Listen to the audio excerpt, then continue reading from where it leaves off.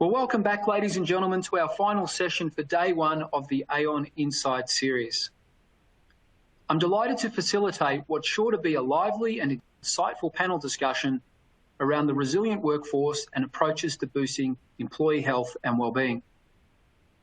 Today, I'm joined by three outstanding business leaders, and together we'll explore the importance of data in designing effective wellbeing programs, the critical links to leadership and workplace culture, as well as the importance of an organisation's employee value proposition in attracting and retaining the right talent.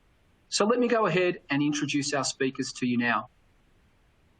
First of all, I'd like to introduce Josephine Sukar. Josephine is principal at Buildcorp, which many of you will know is a highly successful, family-owned commercial construction business with an outstanding reputation in the Australian construction industry. Next, it gives me great pleasure to introduce you to Jane Litsi, Chief Executive Officer for Cognizant in Australia and New Zealand. Cognizant is a global professional service organisation focused on helping businesses to transform for the digital era. And finally, I'd like to introduce our third panellist, James Baum. Until very recently, James was the Chief Executive Officer for Aon Australia. Today, James is joining us from Aon's London office, where he's literally just arrived to take up his new role with Aon in the UK as the CEO of Commercial Risk Solutions in the UK.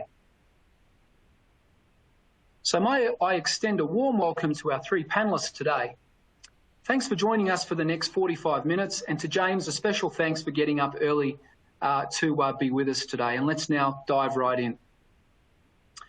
Amid the backdrop of a global pandemic, there's nothing that businesses need more right now than workforce resilience.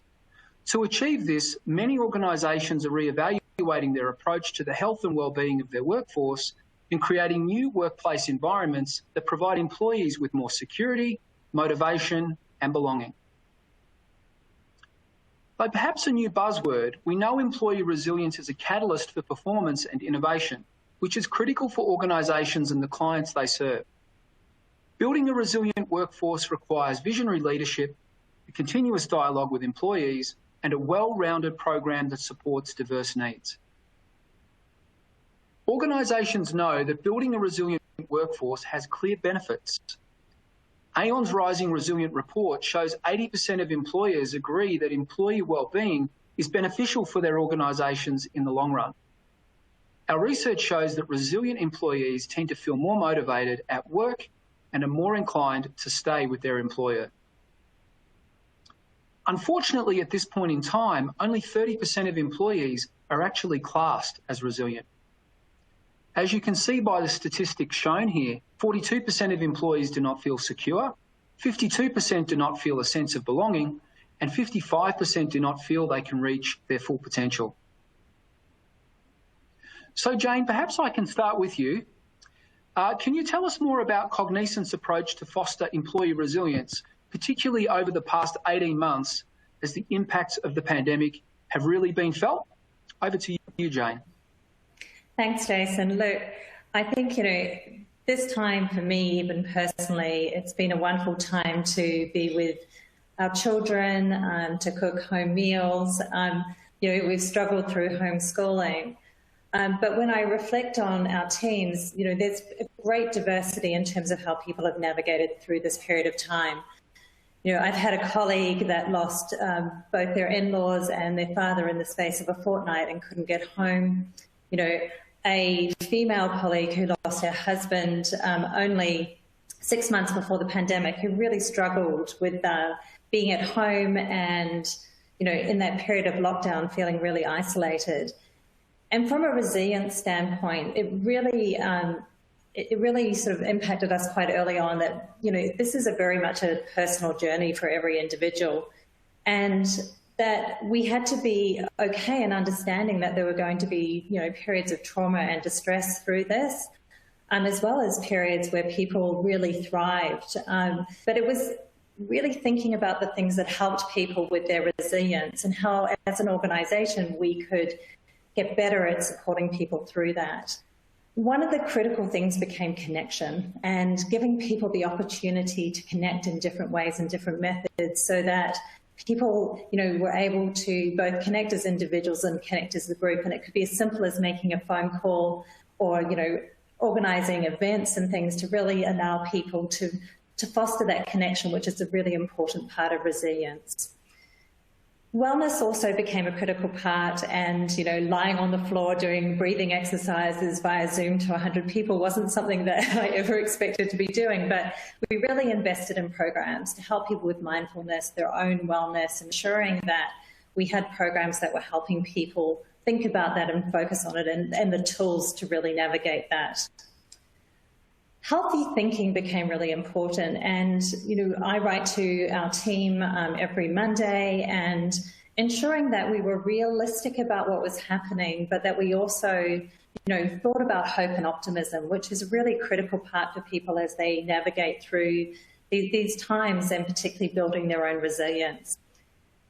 And you know, and the final thing was really helping our teams anchor around purpose. And purpose is a really interesting thing, because I think often people think about the purpose of the organisation or why we're there, but really thinking about individual purpose.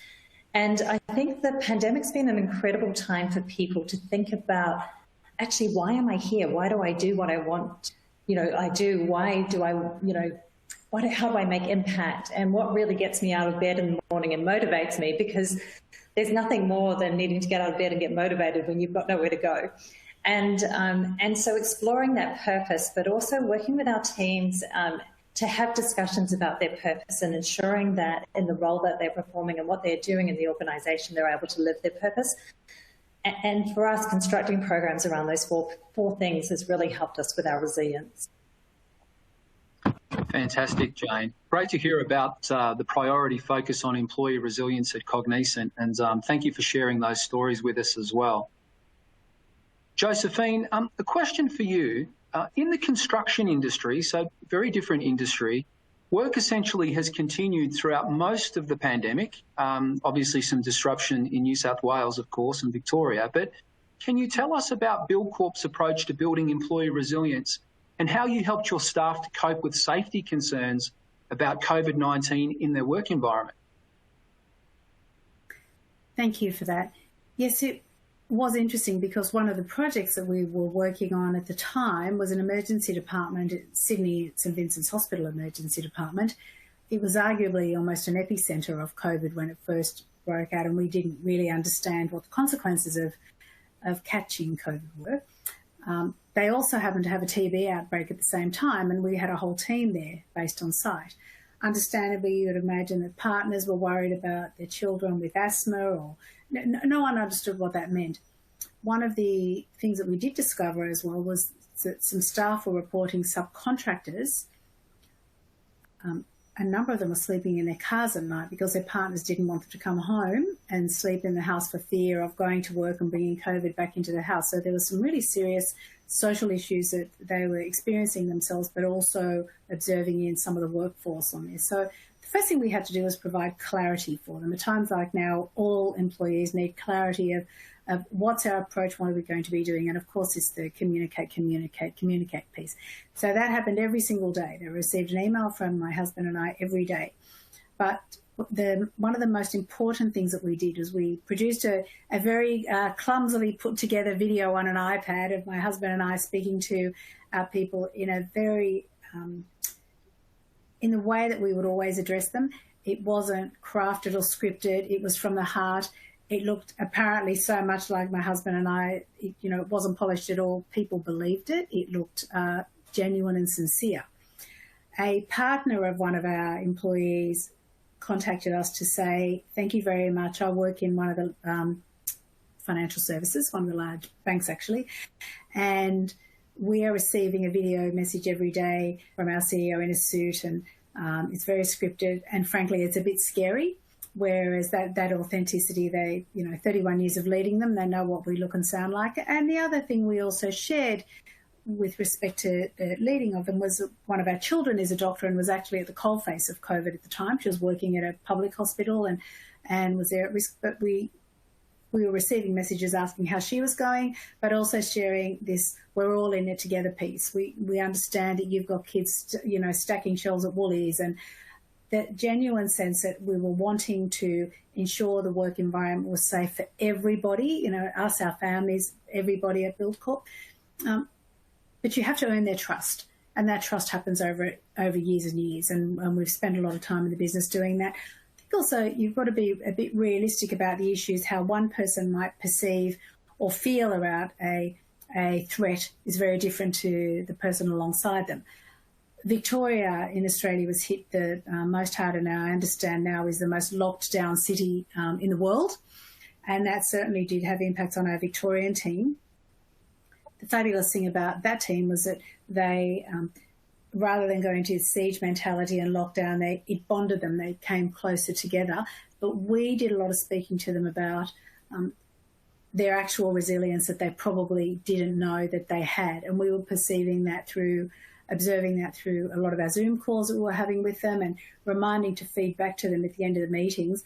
By the way, just letting you know, the way you're leading your people or the way you are stepping up into this shows to us a resilience that you may not even know that you have, or a leadership style that you may not even know that you have. Now, you have to be very careful and make sure what is, isn't a pathological, or a psychological or psychiatric issue, that you've got to be very careful with how you land that.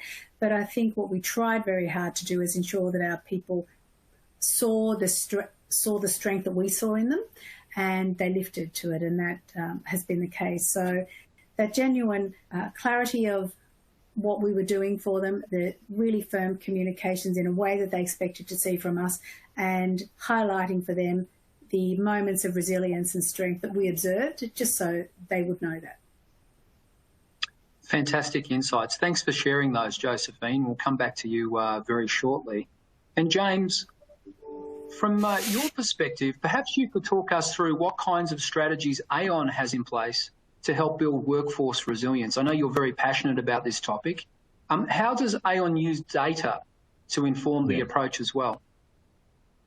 Yeah, thanks, Jason. Well, I think it'd be fair to say we try and take a dual approach when building, resilience in the workforce, and predominantly with well-being programs that are really there to help our existing workforce, but also try to make, informed talent decisions through our hiring processes as part of our broader people strategy and our assessment solutions, which we also offer to our clients as well to play that role. But from our existing workforce, we really see resilience building off the back of our strategy to more holistically support the well-being of our employees. And I think, Josephine and Jane have probably touched on in their opening as well. So, for us, that's meant providing, programs that help our colleagues, really develop and improve all aspects of their well-being, physical, emotional, social, psychological, even financial, the full gamut. And at Aon, we're very open about the importance of these aspects. And we really focus on, we take the steps that they need. And it's a unique path for every individual, to look after their well-being. And we see that sort of resilience is intrinsically linked to that. And I think, a big element of that is also that, the trust that we show in each other to look after ourselves. And that makes a huge difference. So, we're fortunate, I guess, to have experts that, work in our people risk business and our human capital businesses. And these colleagues have, partnered with our people organisation to implement solutions that support our colleagues and their all-round well-being. In terms of using data, obviously there's lots of ways to check in with your employees. We, of course, look at the uptake of our programs and initiatives and, openly seek feedback on whether they're, present value to our staff, and are they making a difference? Yeah, great insights, James. And I really like your comments around how resilience and well-being are intrinsically linked. I think that's also a real key point there. So thank you for sharing that. So let's just move on to another topic, James, around well-being programs. Do you think well-being programs for the likes of Aon, Buildcorp, Cognizant, do you think that they can actually be a true differentiator in attracting and retaining talent, James? What's your view on that?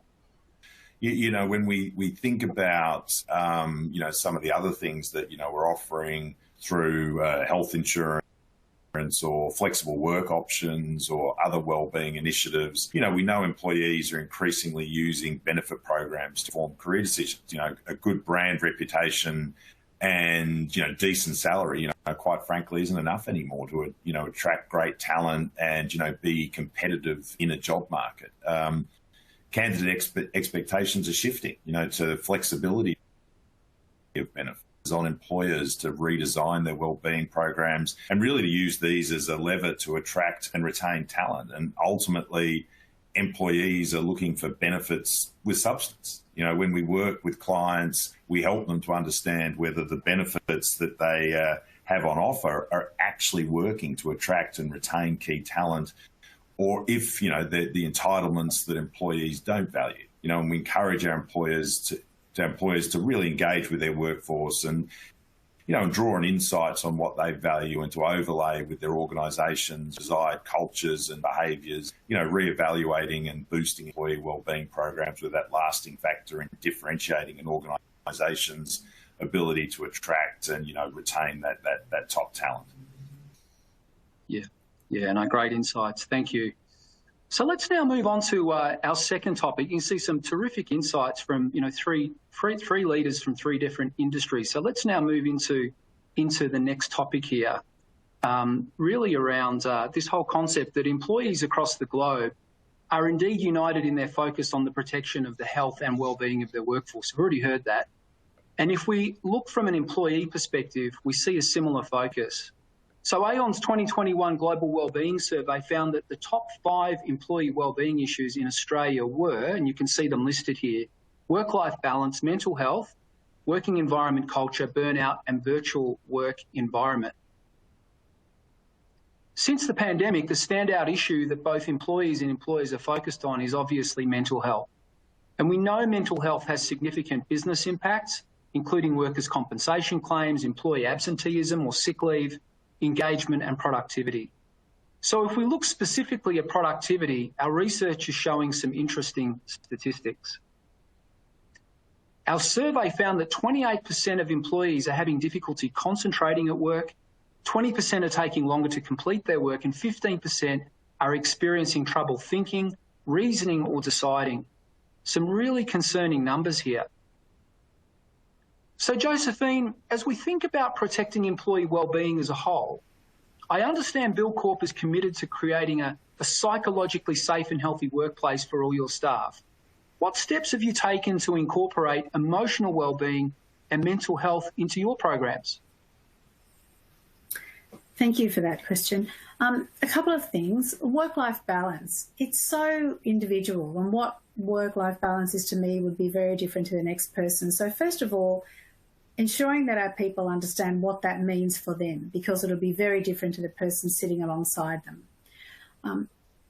We instigated a program about 5 years ago where work-life balance is absolutely an issue for one of our business units that does interior fit-outs. Often those projects happen in the middle of the night on weekends when people are out of their offices, or hospitals who are working in occupied premises.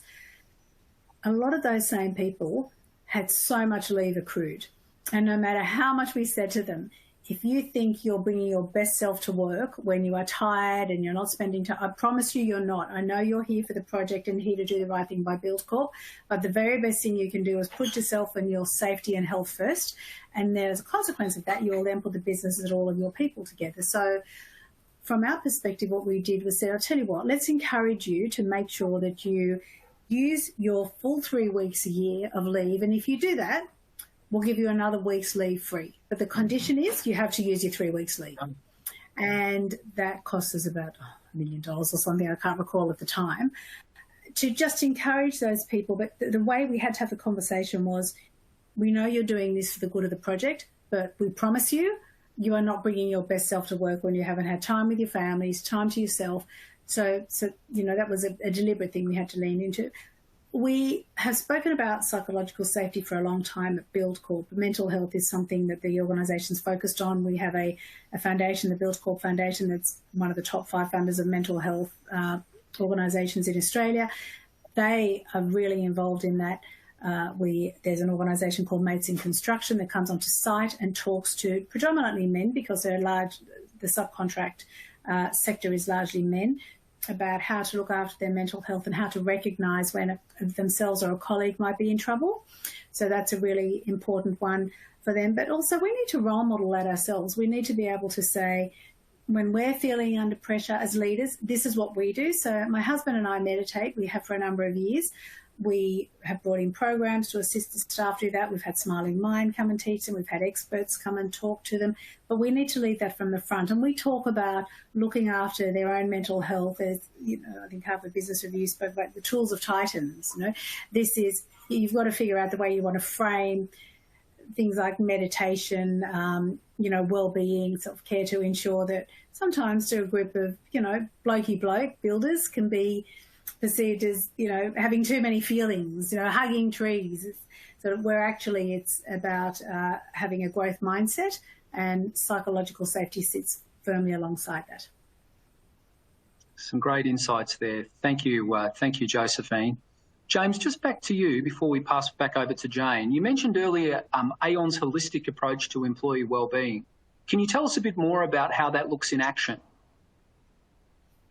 I guess when we talk about holistic wellbeing, we're talking about initiatives that, include, and I mentioned this before, but that focused on psychological risk and mental health factors. We recognise that having ways to address these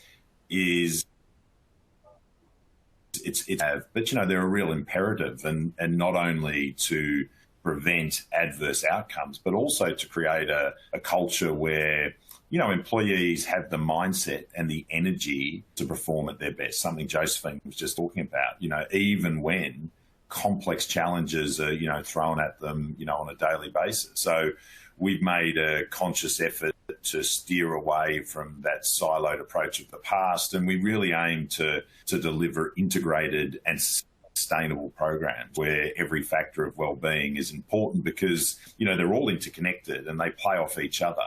So, we're helping, our clients do the same. So I think it's just so important to understand that, your holistic people risks and, that need to create those, tailored and sustainable wellbeing plans that, really integrate into your organisation's, culture.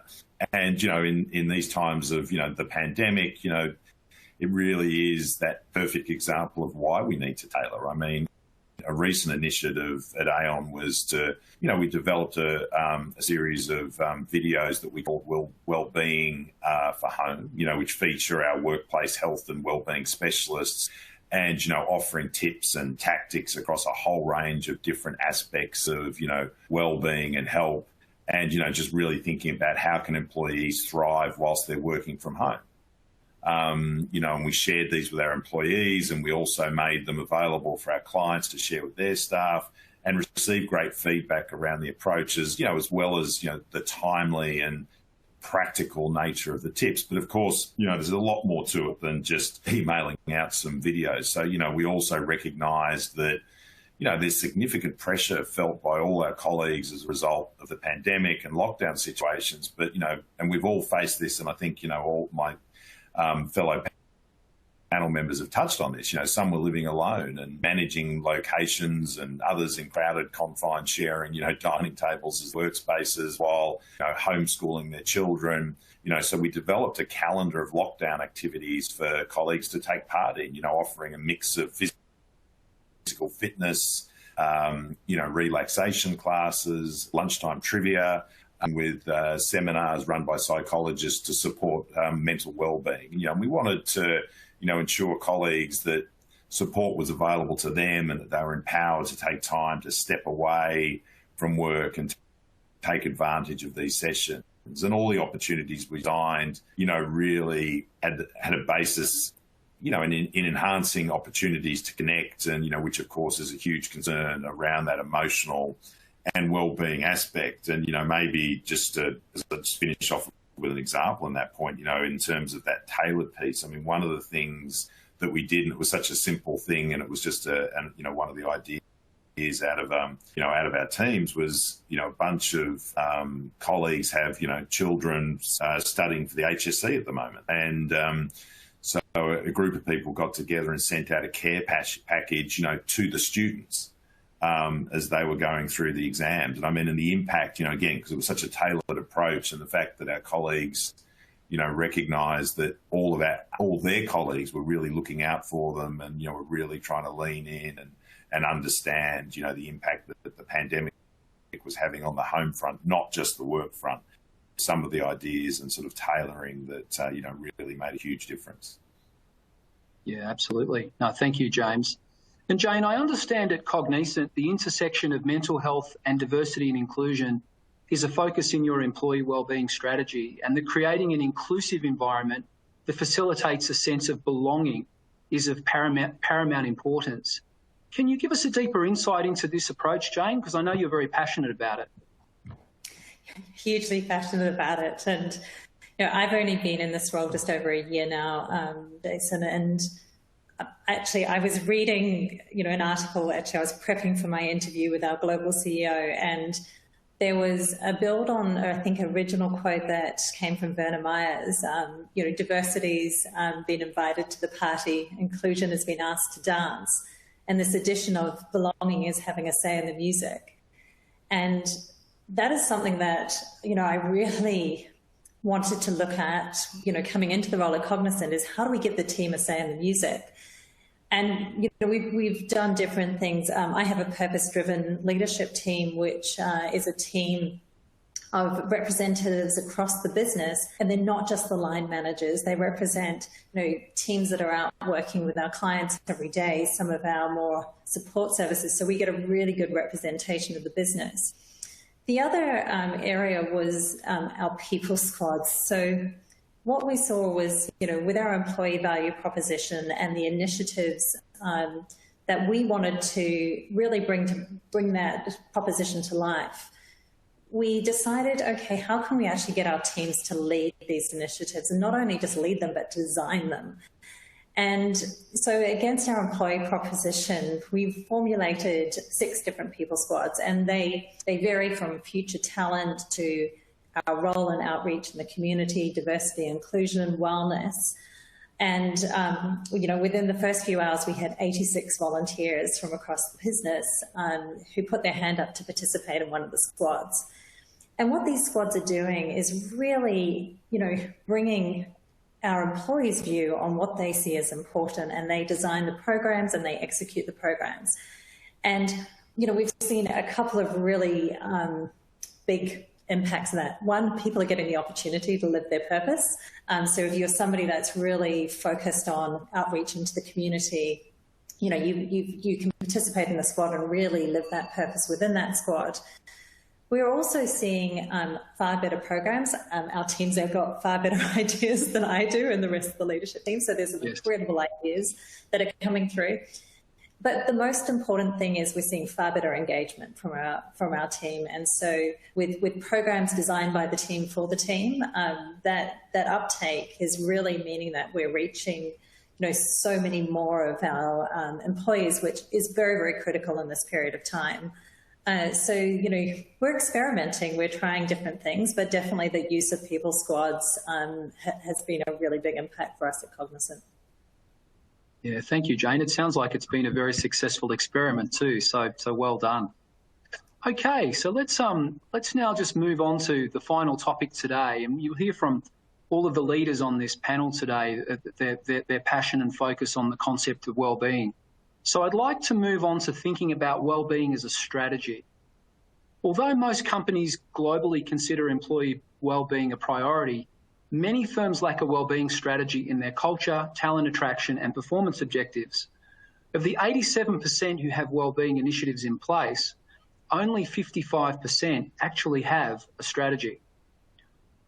So in addition to a lack of strategy, Aon's Rising Resilient report showed there's a consistent gap between the employee perception of what's offered to them and the realities of what senior decision makers claim to deliver.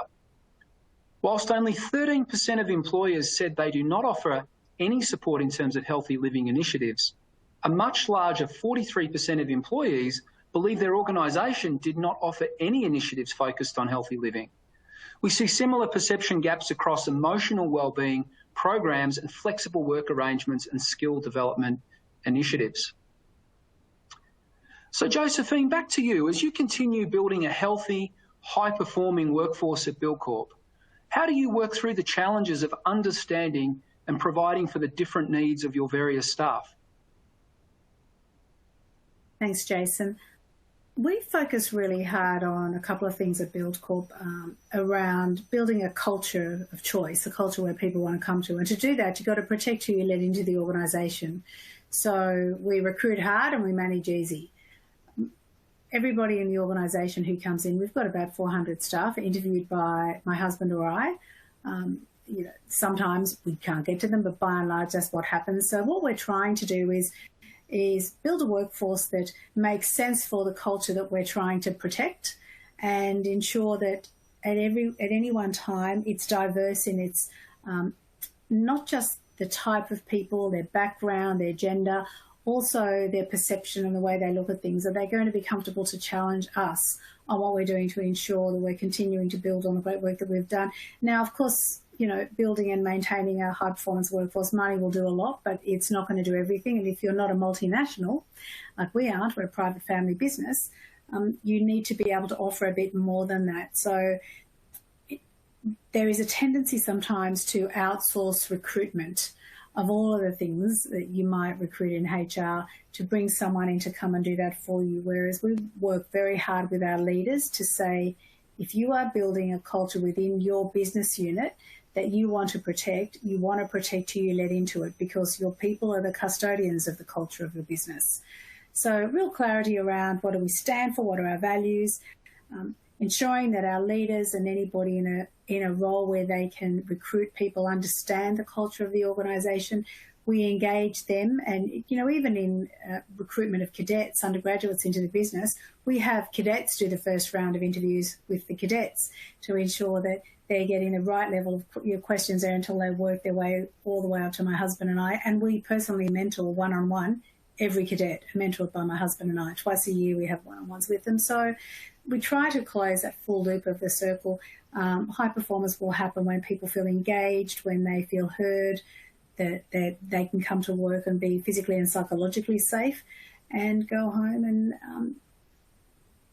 And that's probably our largest focus on building and protecting it. Fantastic, Josephine. Thank you for sharing those insights.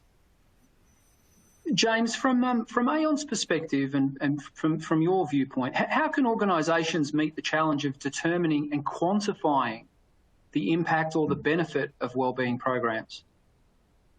Yeah, and look, and I'm sure everybody, on the panel and everybody listening in would say that it is difficult to quantify, and it's hard to measure as, many of those benefits that we talk about, quite frankly, they are intangible. But having said that, though, we absolutely can capture, informative data, and we've touched on this, a few times today. For instance, how many colleagues access our mental health first aiders? So how many colleagues access our,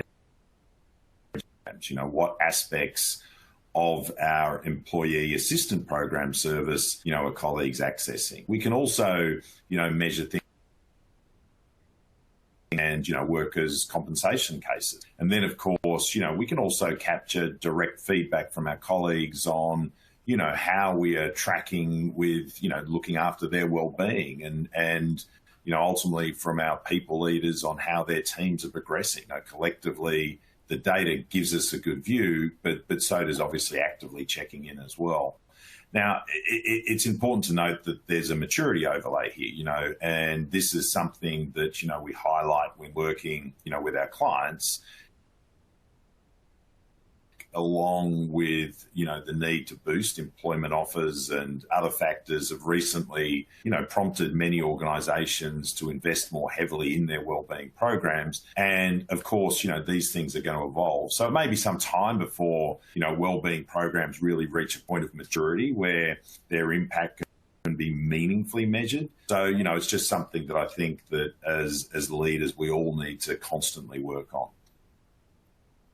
Yeah, great, James. And I think that's a great point you raise about the evolution of programs and that maturity overlay you referred to, where organisations really need to consider when they're looking at these types of programs, what sort of benefit they provide, but also where they are in that maturity journey as well. So thanks, James, for those insights. Jane, if I can finish up with you, please, with a couple of questions. The first one really is around how do you send out a clear message to employees that their health really matters, and how do you communicate that it's more than a token gesture? And I think it's really important that as leaders we lead from the front, and that we live a healthy lifestyle and we promote living a healthy lifestyle, that we're really mindful of people's time. And I think Josephine really highlighted this even within our own team and work-life balance. Maintaining your health does take time, it takes commitment. And so, allowing people that time is what I think is the most important thing we can do. There's lots of support programs that we offer around that, access to nutritionists, exercise programs, group activities when we're all back together. And making sure that people understand that this is part of their everyday. It's okay to go out for a run in the morning or at lunchtime and to get away from your desk. And just really creating a lot of support and promoting it is, it really does make a big difference. It does, doesn't it? Absolutely. And Jane, just another final question. Can I ask you to talk us through how you've embedded into the culture of Cognizant this concept of well-being, and what role do you think leadership plays in the whole purpose and objective of well-being? Yeah, I think well-being and culture come hand in hand, and I think that we really focus, particularly across the leadership. First thing is expectations around behaviour. So mental well-being is a healthy lifestyle. People need a healthy environment to operate in, and that's got to be, healthy for the individual, healthy for the team, and healthy for the organisation. And keeping those things in balance become critical. So as leaders, we're expected to behave in a way that promotes that. We expect our team to behave in a way that promotes that. I think another really important element is recognition. And this is something that we've put a lot of focus on, and particularly through the pandemic as well, is simple things like saying thank you, very, very important. We've kicked off just a very simple initiative where at the start of every meeting, we just stop for a few minutes. We use our values as a guide, and we actually just stop to recognise some of the individuals or teams within the organisation and what they have achieved over the last period, and really fostering that culture of ensuring we recognise people's achievements and commitment. As a business, we ensure that we're really transparent about what we're doing and the goals that we are seeking, so that we all anchor ourselves to, both our aspirations as a business, but our aspirations as a team, and what we want to achieve for each other. And I think the other thing within the culture, which is probably the one thing that is to me most important as we navigate this sort of period, as we start to navigate back into freedom, is flexibility. For those of us who've been around a long time, businesses ran on formulas, and they've run very well on formulas. But I think through this period of time, we've all had to adjust and adapt. And one thing I think that is utmost important is that we've learned to bring a lot of flexibility into what we do. And some of the things that we do today and how we work, we could have never imagined. We thought, that won't work. People can't work from home. I need to see them in the office. Yes. People can't go and pick their children up at 3 o'clock. So I think, bringing some of the great lessons out of this into the future, and being prepared to give a little bit and flex a little bit and come back into this new environment with sort of a refreshed view on culture and how we can operate as leaders and organisations, I think is going to be really critical for everyone. Yeah, terrific. Great insights. Thank you, Jane. Thank you so much for those insights. Well, what a wonderful discussion, ladies and gentlemen, we've had here on some key factors to consider when thinking about how your organisation can look at building workforce resilience through boosting employee wellbeing. My sincere thanks to all of our panellists today, Josephine, Jane and James.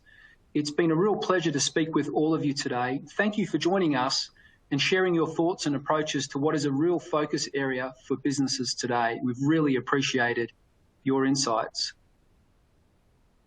So ladies and gentlemen, that brings us to the end of day one of the Aon Insights series, and it's been wonderful having you with us. I'd now like to pass over to Aon's Chief Executive Officer for Asia Pacific, Anne Corona, for some closing comments and a look at what we have on for day two of the Aon Insights series tomorrow. Thanks, Anne, and over to you.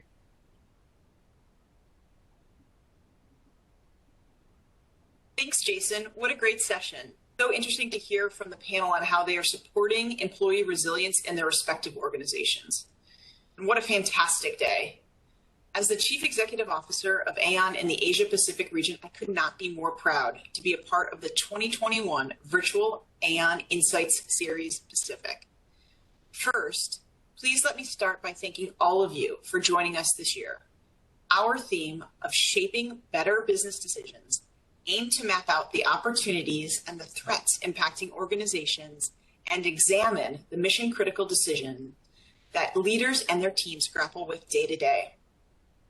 Please allow me to provide a quick recap of the sessions we've enjoyed today. We have covered an exploration into the continuing impacts that COVID-19 has had on the local and global economy in 2021 and what this means for 2022 and beyond. A sneak preview of the key challenges and risk concerns identified by Australian organizations in Aon's 2021 Global Risk Management Survey. The rising importance of environmental, social, and governance criteria, and insights into how organizations can utilize ESG as a critical lever to long-term growth. And finally, we heard from some of Australia's leading CEOs on how they create resilience through meaningful employee health and well-being programs for this new world of work. I hope you enjoyed the content and that we have delivered an agenda filled with valuable insights to help your organization move forward with confidence and certainty in an ever-changing business environment.